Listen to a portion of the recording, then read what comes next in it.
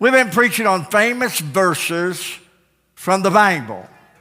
And we've been going New Testament, Old Testament, New Testament, Old Testament. And last Wednesday we were in the New Testament at John 14, verse 1. Let not your heart be troubled. Ye believe in God, believe also in me. And we expounded on that, and it was a wonderful blessing. Today we're looking at the book of Jeremiah, chapter 29, verse 11. Jeremiah chapter 29 and verse 11. Now this verse 11 in Jeremiah 29, you'll find this verse on T-shirts, on coffee cups, wall plaques, book covers. People have memorized this verse. They've looked at it. They've claimed it for victory in their life. And it is a wonderful verse of Scripture. However, it is in the middle of a bad chapter. And I mean, God gives us this verse, chapter 29. God gives us this verse 11 in Jeremiah 29. Keep me straight, Dale. Jeremiah 29. He gets baptized and he thinks he runs the place. I'm kidding. Jeremiah 29, verse 11. Once again, this verse is in a horrible chapter, a bad chapter. But God has given us this verse in a horrible condition. And you may have a horrific life. Things may not be going your way. I'm looking at some people in this room. Things are not going your way. It's obvious the way you're looking at me. But it's a wonderful thing to understand that God, in His overall plan, includes us in victory and gives us a blessing. That God is watching out for us. The only thing that we're going to look at tonight is this verse was not given to you and I. Ouch, that hurts. But it can be received through the shed blood of Jesus Christ. And we'll talk about that a little bit later on. But verse 11, let's stand for the reading of God's word. Israel is in Babylonian captivity. They are separated from many of their loved ones and friends, and many of them died in the attack of Nebuchadnezzar. In fact, God even called Nebuchadnezzar his servant. That's strange. Nebuchadnezzar was used to bring the children of Israel into Babylon. And it may surprise you, but it was God's will that they be taken into Babylon. Because the world was engulfed with false gods, and God brings His people into Babylon. And from Babylon, the message of God, the living God, has penetrated the world. From each kingdom, the Medes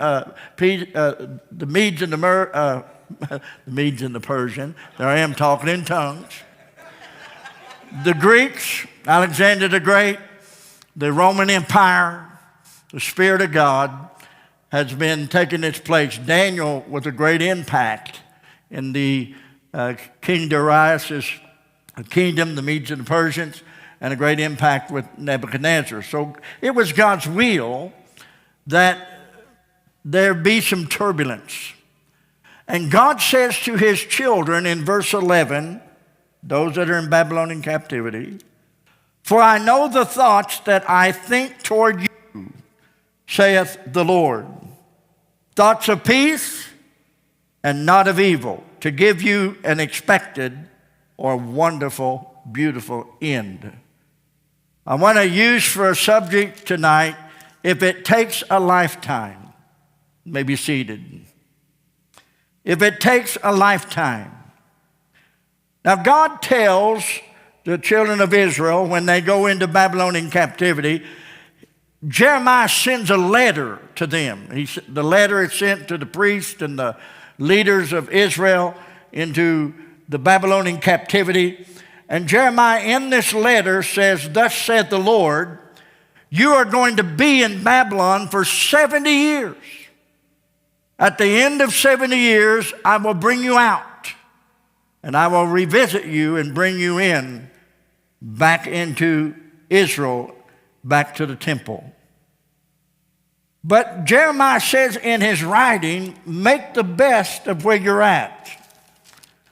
I want to point out right now that one thing that we need to understand, you may not like your job, but make the best of where you're at. You may not like the conditions that you're living in right now, but make the best of where you're at. You may not enjoy all the obstacles that you face tonight, but make the best where you're at. If it takes a lifetime, I'll stand on the streets of gold and shout glory one day. If it takes a lifetime, I will understand this verse. God has an expected end for me and you. God thinks about us. He has thoughts toward us that are good, saith the Lord, thoughts of peace, not of evil, to give you an expected end.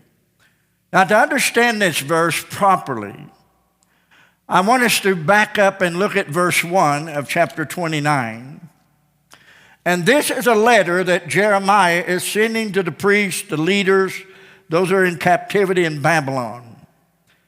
And here's what the letter says. Now, these are the words of the letter that Jeremiah the prophet sent to Jerusalem unto the residue of the elders which were carried away captive, and to the priests and to the prophets and to all the people in whom Nebuchadnezzar had carried away captive from Jerusalem to Babylon. Parentheses. After that, Jehoniah, the king and the queen and the eunuchs and the princes and Judah and Jerusalem and the carpenters and the smiths were departed when they were departed from Jerusalem by the hand of Elisha, son of Zaphat, and Gemariah, the son of Hilkiah, whom Zedekiah the king of Judah sent unto Babylon to Nebuchadnezzar, king of Babylon, saying, thus saith the Lord of hosts, this is the letter, the God of Israel, unto all that are carried away captives, whom I have caused to be carried away from Jerusalem unto Babylon. Build ye houses, dwell in them, plant gardens, and eat the fruit of them. Take ye wives, and beget sons and daughters.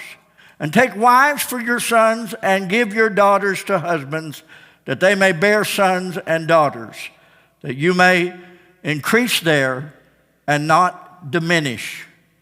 And seek the peace of the city, whither I have caused you to be carried away captives, and pray unto the Lord for it. This would be peace in Babylon. For in the peace thereof shall you have peace.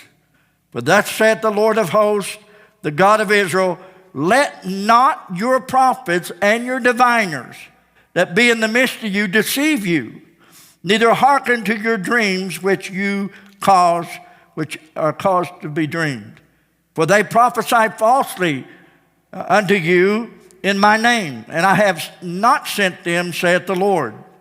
For thus saith the Lord, that after 70 years be accomplished, Babylon, I will visit you, and perform my good word toward you in causing you to return to this place. Now we see this beautiful verse. For I know the thoughts that I think toward you, saith the Lord, thoughts of peace and not of evil, to give you an expected end.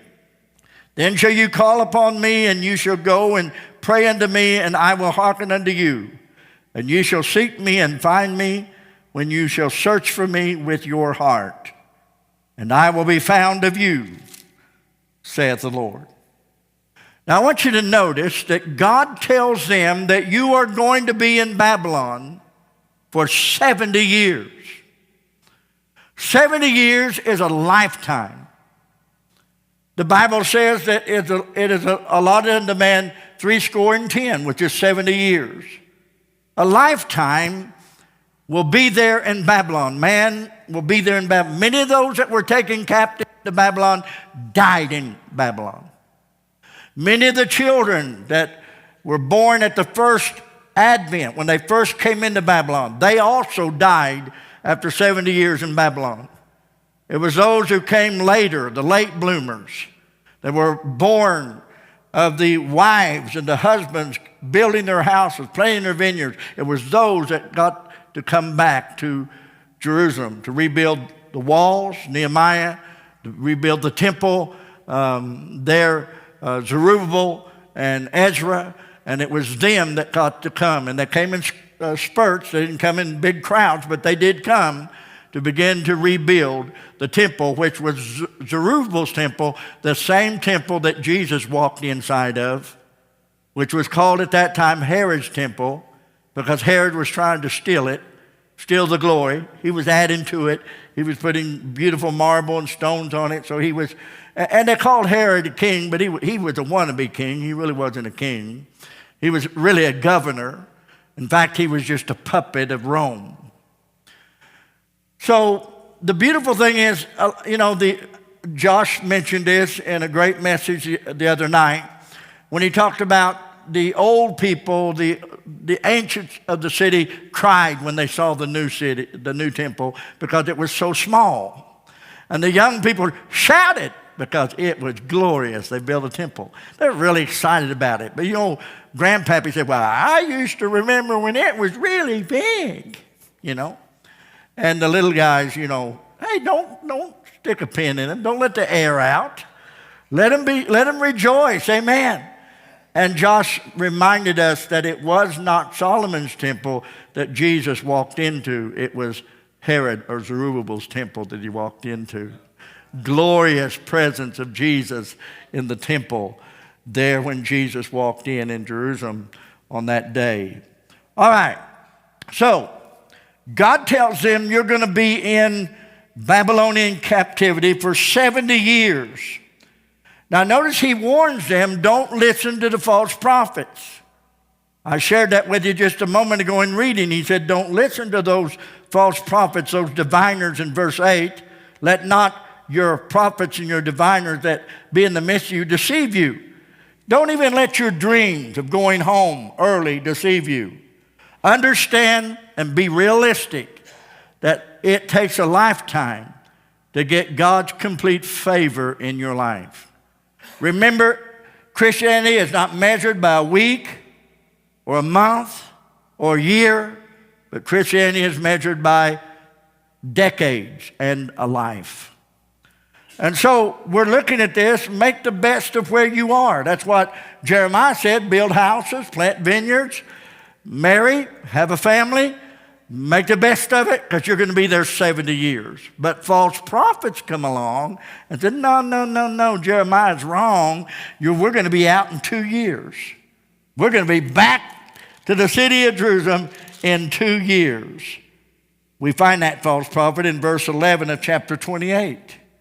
And Hananiah spake in the presence of all the people, saying, thus saith the Lord, even so will I break the yoke of Nebuchadnezzar, king of Babylon, from off his neck of the nations within the space of 2 full years. And the prophet Jeremiah went his way. In other words, what this false prophet was telling them, no. It's not going to be 70 years. God's going to do it in 2 years. God's going to bless you, hallelujah. You're going to have a new home in just a few years. You're going to have a blessing. God's wagon of gold and silver was coming your way this year. This year will be a glorious year for you.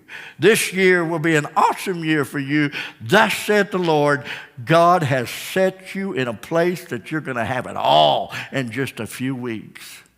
Does that sound familiar? Hello? Now, I'm not accusing anybody, but does that sound familiar? It sure does, doesn't it? And God says, don't you listen to anything that contradicts my word. Because I said to you, you'll be there 70 years. You'll be there a lifetime. And Jeremiah sends a letter and says, you better make the best of where you are. Because you're going to have to live for your God the rest of your life in Babylon. Now, I don't know what's in store for me in the future, but I know this. I intend to spend the rest of my life, I intend for the rest of my lifetime to honor Jesus Christ.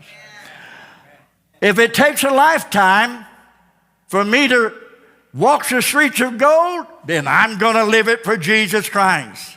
If it takes a lifetime of turbulence and hard times and pressures and tribulation, then I'm going to live it for Jesus Christ. For in the world you shall have tribulation, but be of good cheer. My Jesus Christ has overcome the world. Now, we don't want to.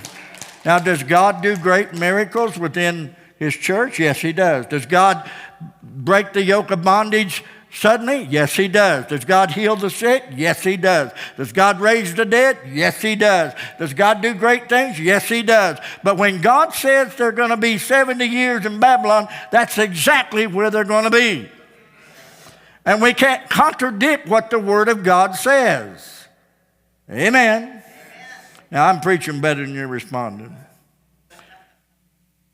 So Jeremiah says, make the best of where you are. Serve God, live for God. If it takes a lifetime, just live for God. Because in the end, you're going to come out very secure and very blessed. And in the end, I'm going to come out on streets of gold. In the end, I'm going to walk the river of life. In the end, I'm going to be with my Jesus Christ. In the end, I'm going to receive every blessing. Now, along the way, am I going to have victories? Yes. Along the way, is God going to bless my life? Yes, yes, yes, yes. Along the way, am I going to see healings? Yes, yes, yes. Along the way, is God going to do great things for me? Yes, yes, yes. But I can't claim this verse as my verse of the week. I've got to claim this verse as my verse for life.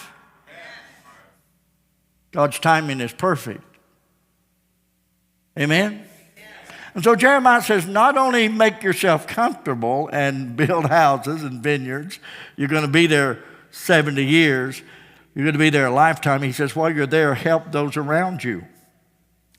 Look at verse 7. It says, and seek the peace of the city, whether I have caused you to be carried away captive. And pray unto the Lord for it. For in the peace thereof shall you have peace. Now, we're told to pray for the peace of Jerusalem. Here we're told to live for the peace of Babylon, the city of Babylon. Not us, but the children of Israel. They were to live a life to bring peace to the city of Babylon, not for the sake of Nebuchadnezzar and the wicked ones, but for their own sake. Have peace among yourselves.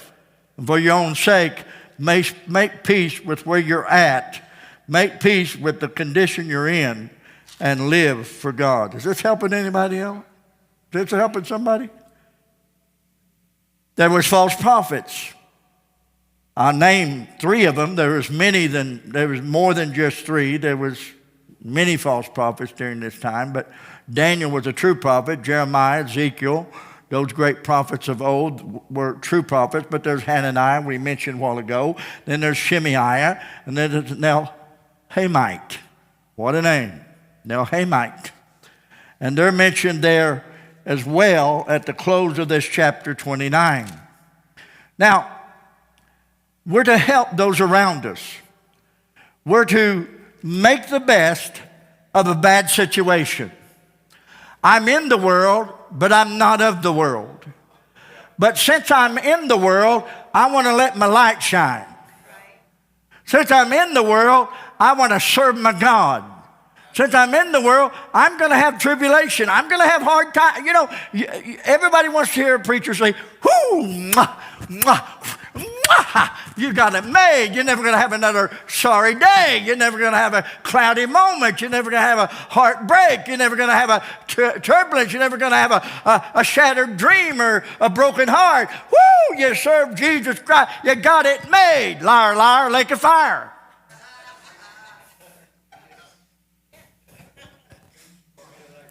Hello.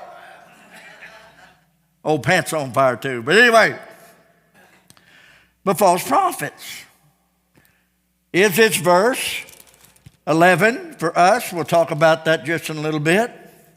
But notice that God is telling them in the end, serve the Lord. In the end, honor God and make peace with the situation you're in. Live for me, and in the end, I've got good thoughts toward you. I've got plans for you. I've got peace for you, thoughts of peace, not of evil, and I've got a great blessing in the end for you. Isn't that beautiful? Wow. The false prophet said, no, you're not going to be here for 70 years. You're just going to be here for 2 years. Even people's dreams got to thinking, well, we're going to get out of here soon. Don't put too much trust in your dreams. I'm talking about not your dream. I'm not talking about your vision, your dream to do things for the Lord. I'm not when you're in bed, you have dreams. And some of them dreams are, you can't put your trust in those dreams. You say, why? Because your brain is usually not engaged. Hello? Now, I've had dreams from the Lord, and it's obvious that the Lord gave me the dream. But then I've had other dreams. It's obvious that the devil gave me the dream. And then sometimes it's so stupid that not even the devil would dream up some of the dreams I have. Hello? You wake up and go, cuckoo, cuckoo, cuckoo. And so God is telling them, don't put too much trust in your dreams, because you may dream of this going away to be back into home. And many of them, I have no doubt they dreamed they were going home. But the problem was God was trying to tell them, you're going to be there 70 years. I mean, it's going to be 70 years. It's going to be a lifetime. You're going to be there. And you might as well buckle down and realize that this world in Babylon is not going to change. Let me talk to you. You better settle down and realize this wicked world we live in is not going to change. Get worse, but never better. Amen? So make the best of it. Now, we come to toward the end of the message tonight, and I guess I would ask the question, can this great verse, Jeremiah 29, verse 11, be ours? Can it be ours? We know it's Babylon. We know it's to the children of Israel in Babylonian captivity. But can this verse be ours? I want to begin by saying, yes, in long term it's ours, but not in short term. It connects with the message, if it takes a lifetime, God will, in the end, bless us. If it takes a lifetime, God, in the end, has good thoughts toward us. He has a plan of peace and not of evil, and He has an expected or a beautiful end for us. Isn't that good? And we need to understand that all things work together for good to them that love the Lord, which are the called according to His purpose and plan, there in Romans 8:28. Now, preacher, you sound like one of them preachers that, you don't believe in miracles. No, I believe in miracles. I believe in miracles. I believe in healing. I believe in glory. But I don't believe in lying to people. I don't believe in prophesying things that God didn't tell me. Amen? Everybody wants to be the hottest prophesier on the square. Now, you can watch that clip and see who's the hottest person on the square. Some of you ain't got to know what I'm talking about, but you can look it up. But anyway, the question is, can this verse, Jeremiah 29, verse 11, be ours? And the answer is simple, yes. Now, how can it be ours? Because Jesus claimed it to be ours. Here's how it works. 1 Corinthians 11, verse 25. Remember the Lord's Supper? Remember when He drank of the cup? What did He say? Jesus said, this cup is the New Testament in my blood. He said, I'm making a new covenant with you. And this new covenant is going to be for you. And the New Testament is built on better promises. The New Testament is full of better verses than even Jeremiah 29, verse 11. How many would agree that there's better verses in the New Testament than there is in Jeremiah 29, verse 11? Of course there is. It's a great verse. I love the verse. In fact, I memorized the verse. But the question would be, they say, well, it's not going to be 70. It's going to be 2 years of false prophets. And God said, no, it would be a lifetime.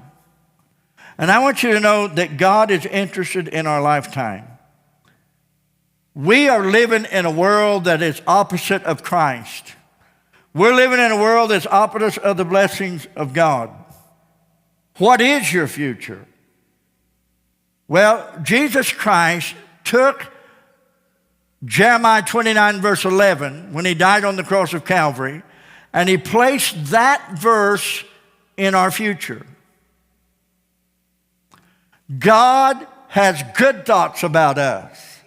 God has peace for us. God has the blessings for us. God has an expected end for us. Isn't that beautiful?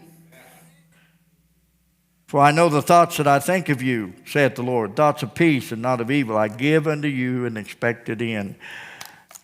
The Christian has the greatest expected end than any human being that's ever lived on earth.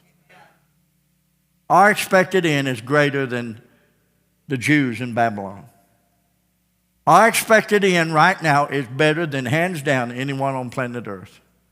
Our expected end as a Christian is better than anybody else's. Because we have a future. What is our future? Jesus is our future. What is our future? Victory is our future. What is our future? Glorious presence of God is our future. What is our future? Eternal life. What is our future? Living forever in the presence of God. What is our future? A mansion in heaven that is prepared for us by the glorious resurrected Son of God. What is our future? Forgiveness. What is our future? Loving blessings and grace from above. What is our future? We shall see God. Blessed are the pure in heart, for they shall see God. What is our future? To live on forever and ever and ever. To be higher than the angels. What is our future? To be sons and daughters of God. What is our future? To win. What is our future? If it takes a lifetime, I'm going there.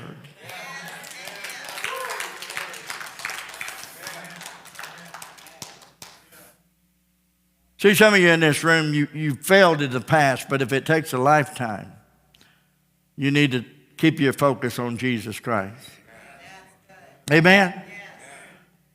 Sometimes people do things that they shouldn't have done in their past. Everybody has a past. Everybody has a past. And so if your past is ugly, if your past was bad, if something's happened in your life, maybe your today's not too good, but your future is perfect. See, God has good thoughts about you. I say God is thinking good about you. Now, when I was growing up as a little boy, I didn't think God had good thoughts toward me sometimes. I thought God's thoughts were kind of like Mom and Dad's thoughts sometimes toward me. As a little boy, I'd get into trouble, and I'd do things I shouldn't do. And then I'd shawl up after a whipping, and I'd sit in the corner of the room, and I'd say, everybody hates me. Nobody loves me. And I'd sit in the room, after being spanked and said, nobody loves me. And I'd tell Mom, you don't love me. And I'd tell Dad, you don't love me. And my dad said, I'm going to show you I love you. Don't shut up. I'm going to give you some more loving. I said, see there? That's not love. And sometimes we think we messed up and God is saying, I don't love you. And we do things that we think God is. I've said this before. God does, now listen to me, this is not good English, but God does practice what he preaches. How many would agree that God practices what he preaches? He does. And you know what he preaches? Forgive. Be merciful. Love one another. Show mercy from generation to generation. But see, we don't think God practices what he preaches because we think, well, he's mad at us. We went too far. We've been across the lines like God draws the line and said, you step over that line, I'm done with you, sucker. Off to hell you go. That ain't how God works. Jesus doesn't have a line drawn in the sand that says if you cross that, you're doomed forever. Jesus loves you forever. Hello? Now, I realize you can sin away your day of grace. I realize you can reject God completely. But the truth is, We're too hard on ourselves sometimes. Really, we're too hard on ourselves. As a little boy, you say, boy, I just wish I'd died. And then I'd show them. Yeah, right? Now that's got to be the dumbest remark on planet Earth. If I die, I'll show them. No, you won't. You'll be dead. Someone said, he that dies with the most toys wins. No, you're still dead. And your toys belong to somebody else. When you're dead, you're dead. Amen? It's final for those that don't know Christ. But it's eternal for those who know Jesus Christ. Amen? So, we all do it. I mean, don't look at me like you're sweet little angels thinking, oh, Pastor, you poor thing. You're sharing some things I would never think that or thought. Yeah, right. The truth is, everybody in this room has felt that way, maybe from a child. And some of you ain't grown up yet. You whimper and spit and stamper. Oh, God don't love me. I did wrong. People don't forgive me. Well, have you noticed the Bible doesn't say that there's one mediator between you and God, people? The Bible doesn't say that. Have you noticed the Bible doesn't say you got to have all your brothers and sisters to think well of you before you go to heaven? That's a bunch of nonsense. Everybody in your life can hate you, but if Jesus Christ is for you, who can be against you? If Jesus Christ is your Savior, you're going to heaven. Everybody on this planet can look down on you and make lies about you and criticize you, or maybe even they drag out truthful things about you and they put you down because of your past. That doesn't mean that. That's not worth a hill of beans. Hello. I used to wonder what a hill of beans was. One day Dad said, go out in the garden and plant some hills of beans. I said, Dad, what is a hill of beans? He said, go out there and make you a round dirt mound and you put some beans in it. And I went out there and I put a bean here and a bean there and a bean here and a bean there and a bean everywhere. I got done with that mountain full of beans, and when I got older, them beans went roam straight up. They grew. Just, know a bean when it grows, it grows. It just kicks out its outer shell and just shells it out on top. And I had bean sprouts sticking up all over them hills. My dad walked out there and he said, son, you got a hill that's not worth a hill of beans. He said, I'm going to teach you what a hill of beans is. Not worth a hill of beans. He went out there and he took his big old hand. He pulled this bean out. He pulled this bean out. He pulled this bean out. He pulled this bean out. I bet he pulled out 50 beans. Left about 3. Said, now that's a hill of beans. What you had was not worth a hill of beans. Sometimes we let our past end up not worth a hill of beans. We need to focus on Jesus Christ. Amen? So what are you doing? I'm giving you a beanology here. Amen? Amen? I love the fact that Jesus has saved my soul. And the truth is, I've made mistakes in my past. Say, what are? None of your business. You're a bunch of gossips in this room. I ain't telling you. And, people do things and you mess up. But the truth is, God is for you. And God has good thoughts toward you. Not of evil. Thoughts of peace. Of good. To an expected end. You know what God's plan is? For everybody in this room. Everybody in this room. God's plan is, after 70 years of life. After a time alive, and hopefully, we've got some people in this room that's lived long past 70 years. You've lived 80 years. Some of you lived 85 years. And it looks like Dale's headed for 100. You live many years. But the ultimate plan is for one day you to step over in the presence of God and God say, I got it. I had a plan for you. Welcome. And one day we'll step into God's presence. And I want to say this as I close the message. I'm going to heaven if it takes a lifetime of prayer. I'm going to heaven if it takes a lifetime of never giving up. I'm going to heaven if it takes a lifetime. And that's exactly what God told told children of Israel in Babylon. It's going to take a lifetime. But I'm going to come through for you. And it will take a lifetime for some of us. But God will come through for us. How many like that verse now? Isn't that a good verse? We got it in context. See, some preachers get it out of context. They try to make that verse say something it's not saying. The context is, yes, Jesus claimed that verse for us. And yes, Jesus can have miracles in the blood of Christ, can do incredible things. Yes, we can see miracle after miracle after miracle, but we cannot allow ourselves to be lied to. Not by ourselves and not by others. It is what it is. And God will bless us. And God will heal us. But God will not chide with us. God will not molest us in our mind, in our heart. If it takes a lifetime, I'm going to heaven. If it takes a lifetime, I will serve God.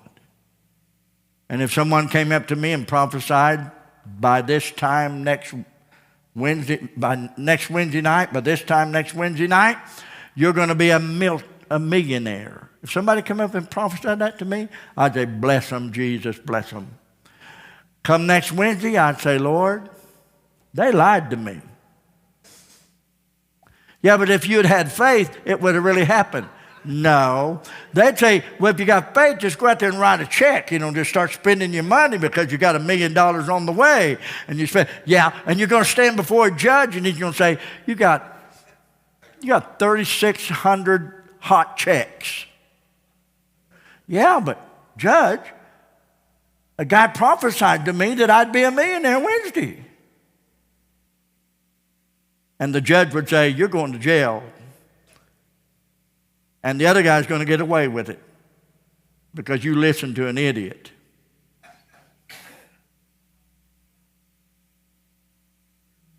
Do I believe in prophecy? Yes. The Bible says not to despise prophecy. Do I believe in God coming to me and telling me something through someone else? Yes. But my spirit will confirm that. My spirit will say, yeah, amen to that. And if he's lying to me and I say amen, and then I lie to myself, and then we both are in a pickle. I believe in good old spiritual sense. Amen. Hello. I love the revivals we're seeing, the Ashbury revival and the great revival, people singing and dancing and jumping, and I love that. I'm 100% support of it. But the other thing that I got to watch is it makes no difference how much dancing and jumping and singing you do. It's how you live the rest of the week. It's whether God has changed your life. Amen? So I'm watching. Amen? And those that truly get born again, which they are, there's probably millions getting saved. One day they'll settle into church. You say, how do you know they'll settle into church? Because if you're a real Christian, you'll settle into church. It's the ones that ain't real Christians that don't settle into church. If you're really born again, if you're a real Christian, you will settle into church. And when you settle into church, maybe not this one, but you'll settle into church somewhere because it's instilled. Christ gave his life for the church. Jesus never missed the synagogue. He never missed the Sabbath. He never missed going to the temple. Paul never missed. So the truth is, if Jesus didn't, you know better than him. In fact, you're not even close to good as him. And Jesus went every Sabbath to the house of the Lord. Paul went every Sabbath and Sunday to the house of the Lord. So they'll be in church eventually. And what we really need is preaching like this. What we really need is truth. What we really need is preaching verse by verse through the Bible. Learning what the Bible says, not just picking a sugar stick here or a sugar stick there or going a little piece here, a little piece there. We need to go through the Bible. And that's why we preach verse by verse through the Bible. And that's why I'm talking about famous verses, because a lot of times these famous verses, we don't even know what they're really saying. They're just famous. Remember what I said That famous verse last Wednesday in the New Testament, let not your heart be troubled. You believe in God, believe also in me. And we read that and we think, wow, that's awesome. I believe in God. Well, the Jewish people at that time believed in God. God just happened to be invisible. They believed in God before Jesus showed up. And Jesus is trying to say to them, when I disappear, you got to keep believing in me. Because I'm going to be invisible someday too. And today he is. And he's here in the Holy Spirit. Amen? And that gives a great lesson to John 14, verse 1. Amen. Woo! Glory to God. Stand with me. We're going to give an invitation. We're glad you came to church. Hallelujah. We're glad that God has good thoughts about you. Those thoughts are through the person of Jesus Christ. God has good thoughts and thoughts of good and not of evil. He has peace for us. He has an expected end for us. Is that verse for us? It can be. Through the New Testament covenant, it can be. But let's don't take it out of context. Let's understand that Israel had to go 70 years to get to that verse. And if it takes a lifetime, I'm in. How many in? Takes a lifetime, I'm in. And I believe God would say this to you tonight. If it takes a lifetime, God would say, if it takes a lifetime, I'm in. I'm in. I'm in. God has a promise for all of us. Altar's open. We're going to give an invitation. Hallelujah.